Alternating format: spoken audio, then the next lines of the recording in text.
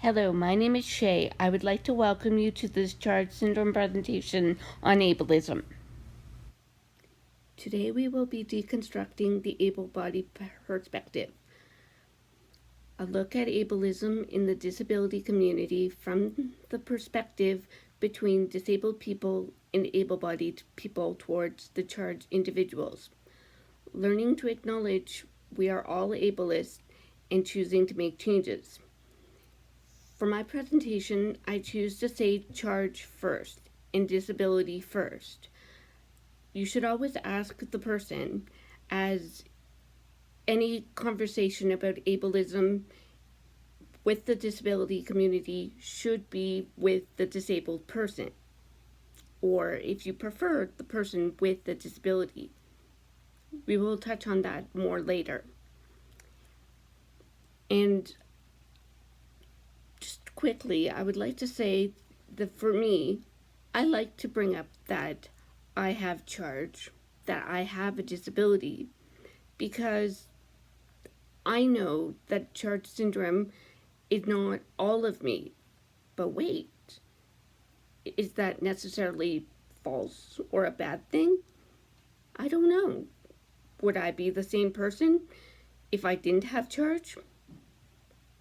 Probably not. Whether my experiences were due to medical issues or the way people treated me. We will be exploring some of that as well a little bit later. And I think first we need to look at ableism and what it is. The Merriam-Webster Dictionary says that ableism is the description or prejudice against individuals with disabilities.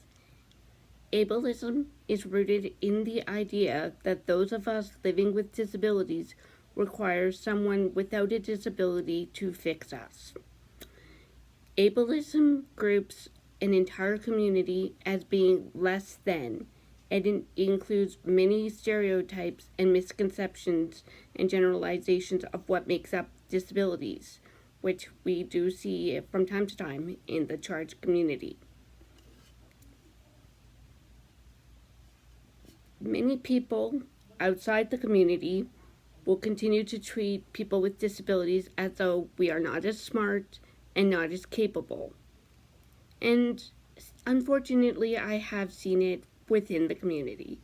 But I hope that we can look at it and make it better. Ableism and internalized ableism within the community. What does it look like amongst those of us with charge syndrome? Well, it's a little bit of not letting people decide what they want to be referred to, or forcing everyone to keep changing language because another group feels that a word is offensive. I guess a very common one that I've seen, especially at the beginning of 2021, is the word charger. Now, I wouldn't call anybody, oh, you're a charger. No. It was invented by some of us when I was a teenager, 20 some years ago. Maybe the word can be tired, but it was never meant to be offensive, so it kind of feels like new people coming in and saying, oh, I don't like that word, it's offensive. It's just a word. And outside of the community, it doesn't mean anything. And it's just a term of endearment. But, I'll probably stop using the word as often. It just seems to cause too much drama. So, there's that. And then another thing that I saw which was very confusing to me, were people saying they didn't want to use the word disabled. And to me, I don't want to be called specially abled or special needs. I have a disability, and it's a neutral word for me. and for many people. And I just want people to realize the word is not a slur. It is just a medical word so that I am able to get the accessibility devices or accommodations that I need. It's not something that people should be offended by. But we'll find ways to make you guys more comfortable with the term disabled. When I look at discussing parents and families, I will go into more detail in a little while. Now, another big thing that I've seen within the church individual community and discourse is that there's individuals that are getting labeled as not charge enough. And I know I've shared my own personal story with a coordinator manager who said that I didn't look like I belonged because I don't have the features. Now, this was a fairly new person who I called them out on it that day. But it hurt because I have a very mild face. You don't see my features. But it's not for you or me to diagnose somebody as having Charge syndrome or not. So hopefully we can perhaps stop that. Just absolutely stop it. If you have issues with people, that's fine. I've had a few of my own, and I'm sure there's a few of you listening here who are like, they can only take so much of me. I can be intense. And it's a thing. Now, the other thing that I'd like to talk about within the individuals, though this does overlap with parents and family members, is the term saying mild or severe. As I had just mentioned, I have very invisible features. Does that mean I have mild charge? No. There's somebody, if you're saying that somebody has a feeding tube and cleft palate, you see it. But they may be medically stable. Their immune system might actually be pretty decent. They may be able to be in school, be working part-time or full-time. And then there's someone like me. I have to find very specialized work because I can't work full-time because I could be fine for a couple weeks and then my immune system will just fall apart and my gastrointestinal gut issues will just become awful. So how do we define severe or mild? It really, charge is different in everybody. And we can't judge based on what the appearance is. That's awful. So another thing is by judging what we're doing is, at least my own experience, is that sometimes I feel like, oh, I'm not disabled enough, or I'm too disabled. And how that looks like in everyday life is I'm too disabled to hold a full-time job. I'm too disabled to drive. I can't drive because I'm legally blind. I'm too disabled because of my compromised immune system. But can I get free signing? No. Can I get the accommodations I need? I've had to fight for such a long time to get the bare minimum. And with my gut issues, I need specialized diet. But in my province, I guess disability, I'm just not disabled enough to get adequate food so that I could eat, which by not eating kind of makes my gut issues worse. So you could see that too disabled, not disabled enough. It's problematic. We need to work on that. And I'd like to hope that many of you would like to speak up and help change this. We'll look at it together. Onwards, working together.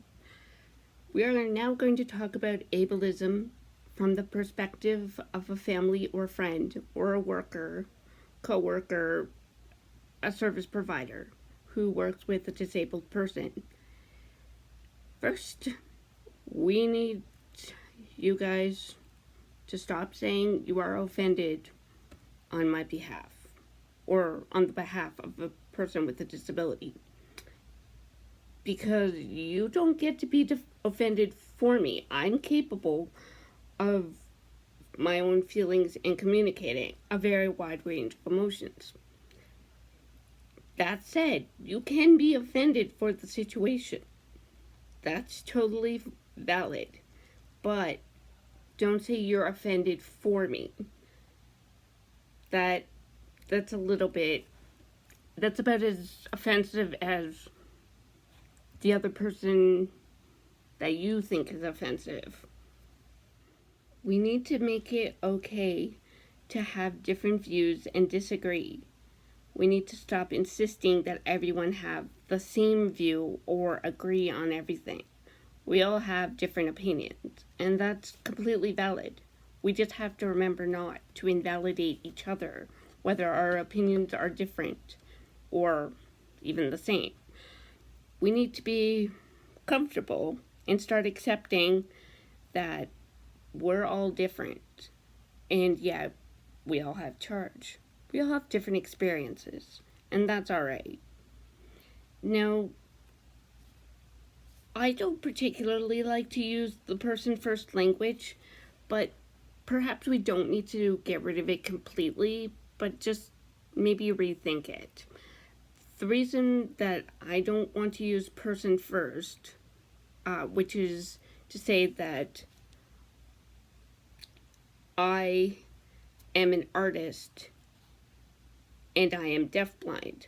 I prefer just to say I'm a deafblind artist, because for me, my deafblindness impacts the way I create my art. And it's a part of my identity. So that's why I'm not comfortable with the person first in that setting. And I'd like to explore this more down the road, but for now, I, as a person with a disability, prefer to decide when I use person first or not. And the reason that I don't want to just use some of the words like special abled or differently abled is I find that it's sugarcoating terms that are just medical terms. It's shutting down the disability community and shutting down my ability as a disabled person to get the information about my disability out there. It's saying that my disability doesn't matter. And when people hear, oh, well, your disability is just nothing, then nobody does anything about the accommodations. It starts to be harder and harder to make the world harder to be accessible, because we can't talk about our disability because it makes people uncomfortable. And maybe it's time to be uncomfortable and say, we're using the word disabled and we're using disability first. Not because we're defining the person with the disability, but simply because we're validating that this person has a disability. Another place that dumbing down or trying to brush away the term disability is very problematic is for individuals that are labeled non-verbal. Now, it's non-verbal. It isn't they can't communicate or they don't communicate. It's just they communicate differently. Maybe they use the PIC board. Maybe they use sign language. But we really, really need to stop thinking that just because somebody with charge is nonverbal, that they're not intelligent. That needs to end. And a lot of young parents, they'll all ask, oh, when is my child going to start speaking? Your child's probably already speaking and communicating with you. Maybe not verbally, but they're probably signing away, trying to get your attention, trying to communicate with you, but you're not listening. You're not looking. And, you're actually missing out on a bit, because you'd be surprised how much communication is nonverbal. So please don't just assume that a nonverbal person is not intelligent. That's quite rude. Thanks. So yeah, and it is a misconception that I really hope people stop, because it hurts and a lot of people are missing out, and that's unfortunate. So hopefully we can improve. We can do better. So very quickly, I'd like to show what everyday ableism looks like. Ableism is choosing an inaccessible venue for a meeting or an event that excludes some participants. Using someone else's mobility device as a hand or a footrest. Framing disability as either tragic or, as we will discuss later, the dreaded inspiration. We will discuss that. Another thing, casting non-disabled actors to play disabled characters. I'm sure we can all find a few. Some of us older people might remember Gilbert Grape. Younger people, I don't know if you've heard this movie Music from Sia that looks at autism. I watched a couple minutes of it. It's bad. Making a movie that doesn't have audio descriptions or closed captioning.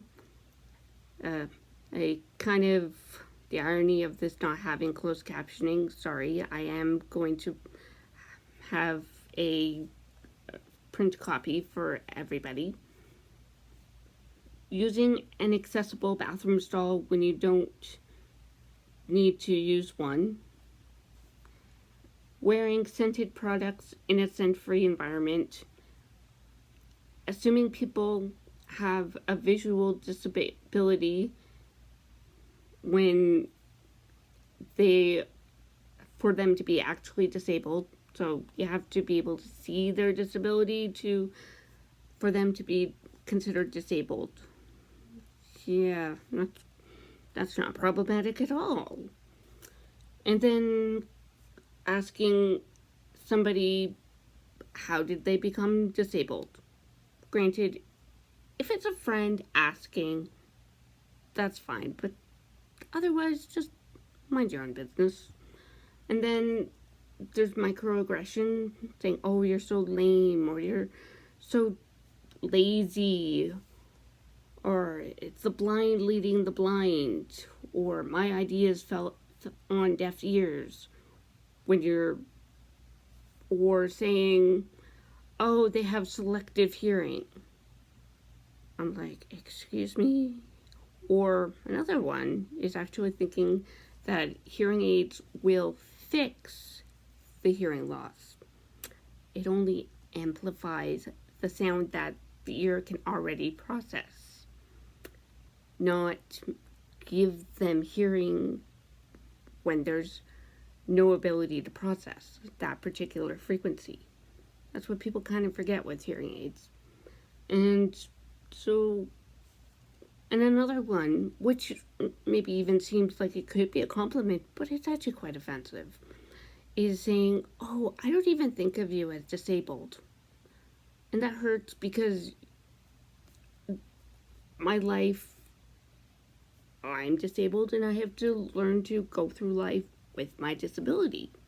And for you to say, oh, I don't think of you as disabled, and saying, oh, well, you overcame your disability to be successful. It's like, no. We need to get used to saying that somebody can be disabled. Somebody can be successful while disabled.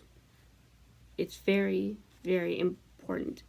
And it's actually quite empowering when you realize, oh, yes, this person did a lot, even with their disability. Like, yeah. So now you ask, what can we do to recognize and avert this ableism? Well, you could believe these people when they tell you about their Chart syndrome, and you can not accuse them of faking their disability. You can listen when they request an accommodation. You don't assume you know what they need. You ask them what they need. You never touch the person with a disability or their mobility equipment without asking them first. So don't just grab their wheelchair or their white cane and start pulling them in a direction. That's very disorienting, and I don't think you would like that if somebody were to turn around and do that. So, yeah. Also, keep evasive questions to yourself. You don't really need to know about their personal history.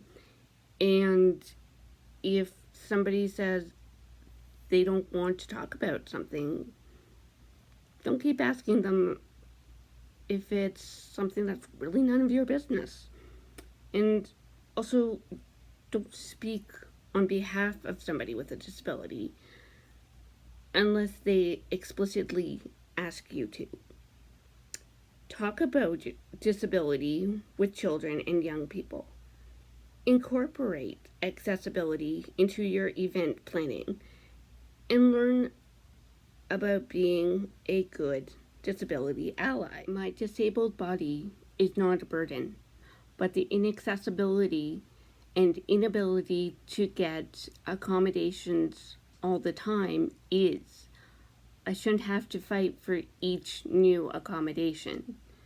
It's, if, let's say at a workplace, and say that I'm in a wheelchair, you have a door that doesn't have the automatic door opener, but you say, you know what, we don't have the budget to fix the automatic door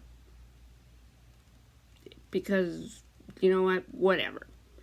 But should that door completely jam up and then it's, oh, well, nobody could get into work. And you say, okay, we're going to fix the door. So you're only fixing the door because it affects everybody. But you wouldn't fix it for just a person with a disability. That's ableism. And that that's something that we need to change. And we need to work together to fix. A discussion alone is not enough to make changes in people's behavior or an organization's culture. A complete strategy to prevent and address human rights issues that arise from not being inclusive. What needs to be done is a barrier prevention review and removal plan, anti-harassment and anti-discrimination policies for people with disabilities, an education and training program that somebody with a disability is a part of, training the person who will be working in an inclusive location, an internal complaints procedure, and an accommodation policy and procedure. A little self-reflection time. Now, I'm sure parents have done this, and it's always been in the best intentions. However, have you considered withholding or not telling your child about their disability because you fear they might use it as an excuse to not try and succeed? To be quite blunt, that's quite frightening and very damaging. What you're doing by denying the labels and the accessibilities, you are in fact doing harm. By saying special needs and special treatments, this frustrating language is making us seem like children. It's demeaning, and it perpetuates more ableism onto us. It has done so much harm by having, in my case, by having the label deafblind denied to me growing up. Even though I have been deafblind my whole life, it's been much harder for me to access the supports and accommodations I needed to live an independent life, but also organizations that if I say, oh, I was born deafblind, it's very difficult to explain to them why I need the services now, but apparently didn't use them before. It wasn't that I couldn't because I didn't need them. It was because it was denied. I wasn't allowed to access deafblind services. And that was detrimental to my cognitive and emotional development. We really need to realize and, in fact, embrace that disabilities are not bad. It's ableism that is bad. Disability is not a dirty word, and often recognition is all that is preferred. It's okay for you to see someone's disability. Their voice and perspective should be heard. The stigma surrounding people in the disability community needs to change. And I feel that it would change if we continue to use the word disability, not as a crutch, but just as a word to access and improve accessibility. Now on to one of the big issues that a lot of disabled people really would like to explain, and that is something called inspiration porn. What that is when you see something like, the only disability is a bad attitude. That's problematic because that diminishes the fact that people have a disability. And another one is saying that, oh, there's a person missing a limb or using a wheelchair, and the caption reads, "What's your excuse?" We are not objects. We are people with feelings.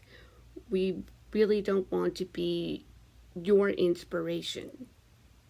Some of us are willing to teach you, but we don't want to inspire you with things that it's just getting up in the morning, doing things that able-bodied people can do, that non-disabled people can do. That's ableism. We would like to be congratulated, say, if we make a big change to disability access. That would be good. But just not for everyday living. That's not inspiring. How would you like it if I came up to you and said, "Oh, wow, you picked out a really nice coat. That's so inspiring." Yeah, it's problematic. Now, the term inspiration porn. The messages in the memes can be well-intentioned, but those stories can also be very exploitative, and they very limited in reality, getting to the heart of how people live and what they think and how they're affected by what's going on. The term inspiration porn caught on, especially online disability discussions, because it aptly names the instinctive reaction of most disabled people have always experienced, but has difficulty explaining it, captures the striking duality. Like actual pornography, inspiration porn provides a kind of superficial pleasure and gratification for the viewer, while objectifying, often harming the mostly passive subjects being looked at. It's a foundational topic for people with disability. So, how can we avoid doing inspiration porn? Because inspiration porn is subjective, it's impossible to create a surefire checklist that guarantees someone won't be offended or put off by a disability story, image, or video. But a few basic practices can go a long way towards avoiding this problem, while still allowing ample room to discuss disability issues and highlight disabled people in popular media. First, stories about disability should always include ideas, impressions, and direct quotations from actual disabled people. This is simply no excuse not to. If a particular disability makes communication difficult, use whatever tools works best for them.